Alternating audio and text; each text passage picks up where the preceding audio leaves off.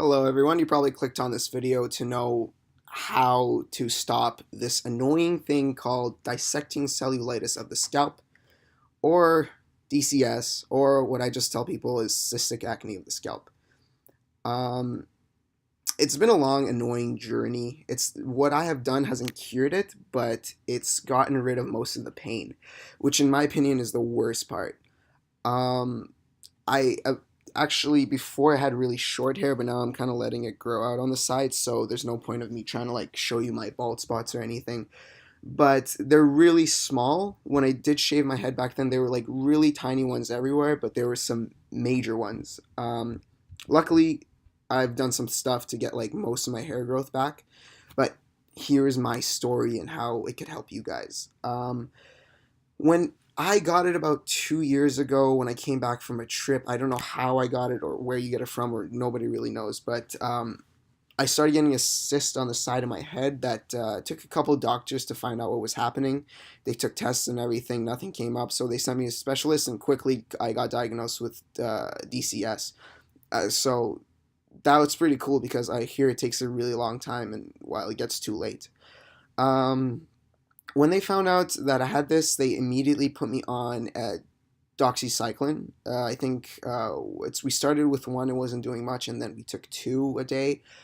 Then I started noticing after like a month of using it. I don't know if I mentioned, but 6 months of antibiotics is how long I took these for doxycycline, and 6 months is not good for you. I mean, I don't know. There's still science is still trying to tell people that gut bacteria is really important. It's a kind of a controversy, but it's in my opinion 6 months is, and I still took that chance to see if it would heal me.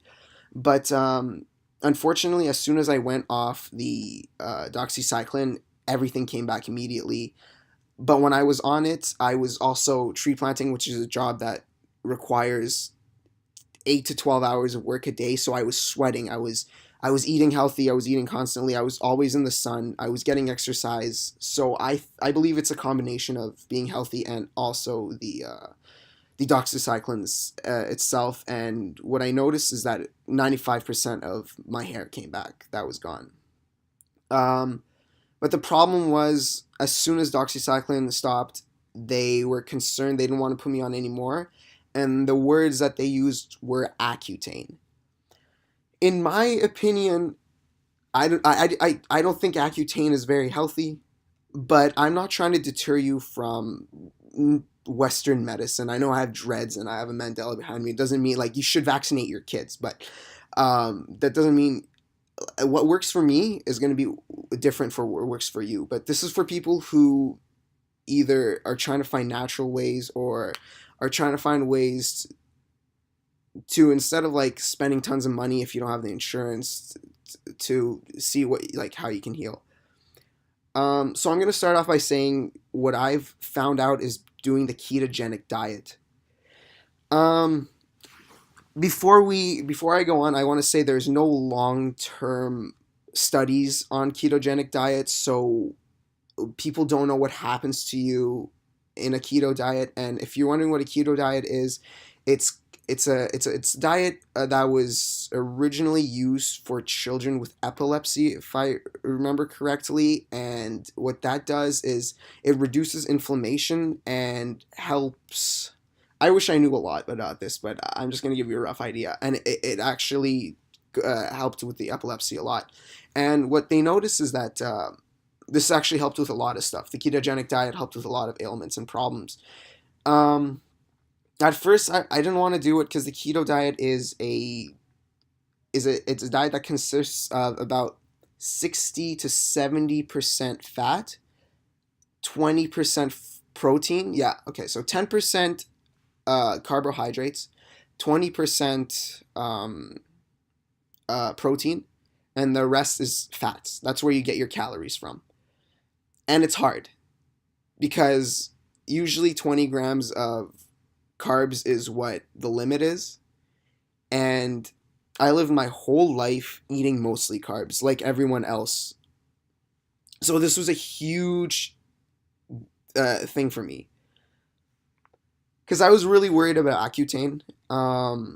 I've just my friends who've done it, and I just don't know. There's too many side effects that I'm not comfortable with.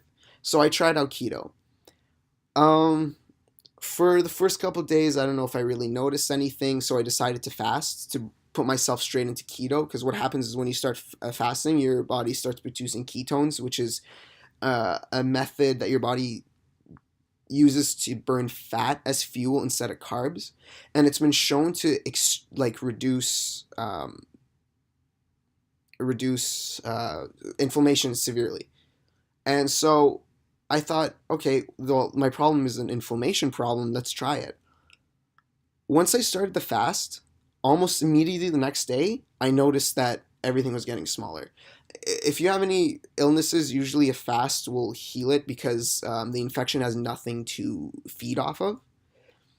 But when I started eating keto or like fats again, it was kind of bothering me, but significantly gone. Like I could sleep at night. When I had this problem without doxies, when I was just eating whatever I wanted, I couldn't sleep at night. The pain was unbearable. I would wake up in the middle of the night because I rolled my head too fast, and it's hard to get back to sleep. And you don't want to bump your head against anything. It's pretty awful. So, what I'm gonna tell you guys is how to get rid of the pain more than the actual cysts. Because while this keto will help get rid of it helped me get rid of like 80% of my cysts on my head. I don't know how it's gonna work for other people. I just maybe try it out and see what works for you. There's many other anti-inflammatory diets out there. It doesn't just have to be keto. I'm just a big Joe Rogan listener, and so that's what happened. What I After about a month combined with shots, I would still go get steroid shots because keto got rid of the small pimples, but not these like monster cysts. And the shots, these steroid shots my doctor was giving me combined with keto has helped me immensely. It's got spots on my head that were bald. Nothing, you couldn't see anything. It looked like it was going to stay like that forever. After about like a month or two, I started seeing hair regrowth. And like 4 or 5 months later on keto, I started it's full head of hair. I couldn't see any holes or bald spots on my head. It was pretty significant. Um, but I also had to avoid haircuts too because how much strain it would give. My head would be covered in pimples if once I would shave these. I would get like a fade on the side, and then it wasn't good. Um, but I realized maybe this isn't keto. Maybe it's just healing itself. Maybe it's the shots. But what happens is every time I break keto, it comes back with a vengeance. Like if I eat a little meal, if I cheat in a meal like once a month, have one meal that's not carb heavy, but that has more carbs than I need, it might knock me out of keto, but I won't wake up the next day with like throbbing pain. But when I do break keto heavily, because I thought maybe keto isn't working, I was kind of I was guinea pig experimenting. Like I was just seeing what would work. And it seems that every time I break keto for more than a day, it takes a couple days, but it gets bad. My head starts hurting, new cysts starts popping up, old cysts from before starts getting bigger. And this is when I realized I should have prefaced this a while ago. If you do keto to get rid of your, whether it's folliculitis decalvans or it's this dissecting cellulitis, um, it's gonna have to be a lifestyle change. This isn't a temporary thing. Maybe it will. Maybe it is until they find a cure. But I realize my life has to be altered.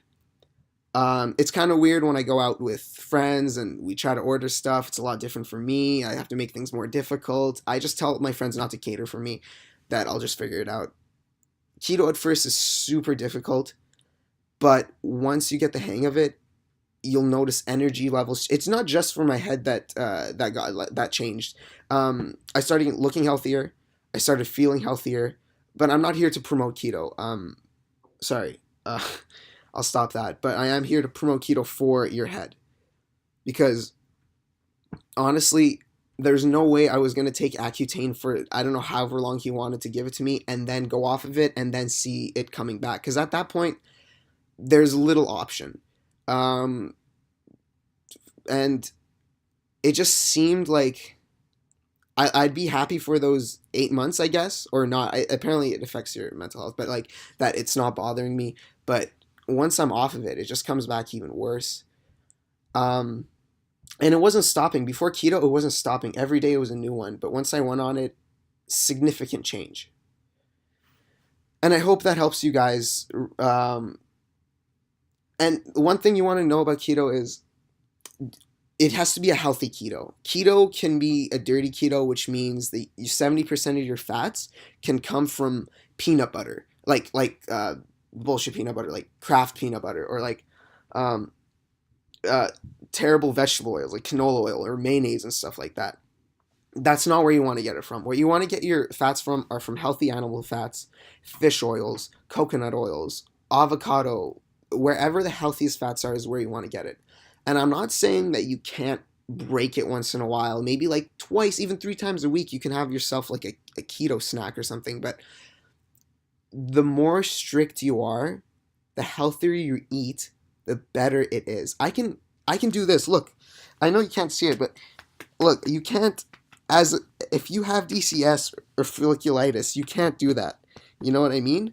Like, um, but thankfully, I'm able to, live a lifestyle that I don't mind too much and not have to be on medicine. And this is why I'm making my video. Hopefully it helps you guys. I have some other notes here that hopefully will help you guys, because keto alone is significant, but if you combine a lot of stuff, a lot of like medicines and daily habits on this, you honestly, it won't be a problem in your life anymore. People asking me about it. When the doctors told me, I thought my life was ruined. So one thing I have here is no hats. Try your best not to wear hats. You want to get as much air in there as possible. You want to keep it breathing, which is funny because I have this.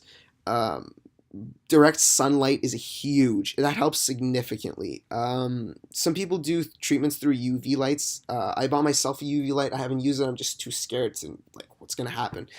Um, but direct sunlight helps a lot. When I was tree planting, I had direct sunlight right on it, and the hair was growing back. Um, yeah, avoid crappy vegetable oils and keto. Shower daily, twice if you can. It sucks. I mean, myself, never a big shower guy, but now I have to do it daily.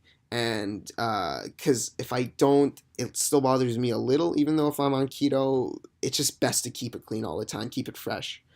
Um, I like to put tea tree in my soap. It helps a lot, but make sure you don't use it too often because your body does build an immunity. I heard it seems to still be working for me, but tea tree is a really good antiseptic, and my doctor actually helped by telling me to use chlorhexidine, which is what they used before surgery.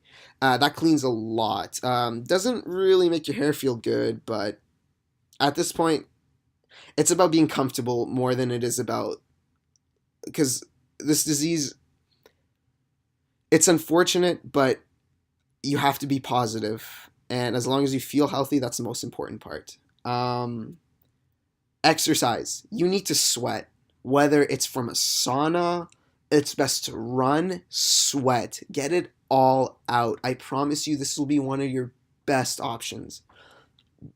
Daily physical activity, and then hop in the sauna, and maybe a cold shower if you guys are into that. I am personally, and that closes the pores up pretty quickly, and it does wonders.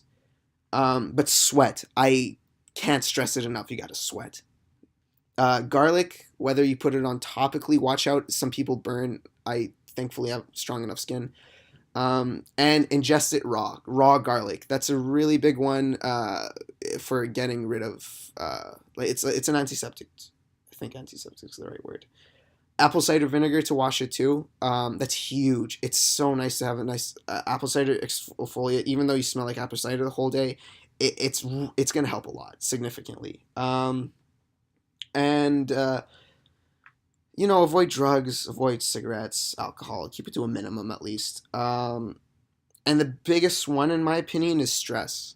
Um, find a way to relax.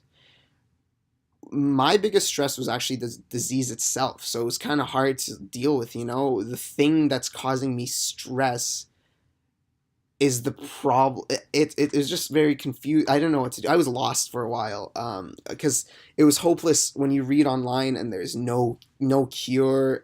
Some people have it bad. It just when my doctor prescribed me, or my doctor told me, diagnosed me, he showed me Google straight, like, internet images, and let's just say that ruined me for a while. And that made it worse. And the more I thought about it, it made it worse. I just started having a vanity crisis, and it just wasn't helping. Um, Everybody has their own methods of um, getting rid of stress. Find yours, whether it's therapy, yoga, meditation, um, friendships. You need to stress less because that's a huge anti-inflammatory. Um, Anything I can add? I really want to keep adding because there's a lot. Hopefully, I'll make another video. If you guys can leave any questions, I'm more than happy because 2 years of this, and I honestly haven't seen much studies done on it, and I want to help. I want to let people know that we can stick together. That it's not that bad of a disease if we handle it properly. I mean, everybody has it worse. Like, luckily, I got to it pretty quickly, and I was able to deal with it. Um, I'm not gonna edit this video, so it's gonna be long. I'm sorry. I hope it has a lot of information for you guys. Take fish oils. Yeah, my name is Kia. I hope you guys see this around. Just drop a comment wherever you see this, and I will definitely see it. And if yeah, I'll try to get some leave a contact info, and you guys can like try to leave me any questions. And yeah, just it's a lifestyle change. That's all I have to stress before I go. If it's not sustainable for you, find what's sustainable for you. Because once I've had a lot of trouble with this with 6 months of doing it. I Every time I break it, it comes back even worse, and that puts me in a loop. But now I'm getting the hang of it, and with the support of family and friends, it's significant. Anyways, it's gonna get better, guys. This is a shitty disease, and listen, it's a lot worse on this earth. Trust me, it's a lot worse. The best thing you can do is keep going. So, thank you.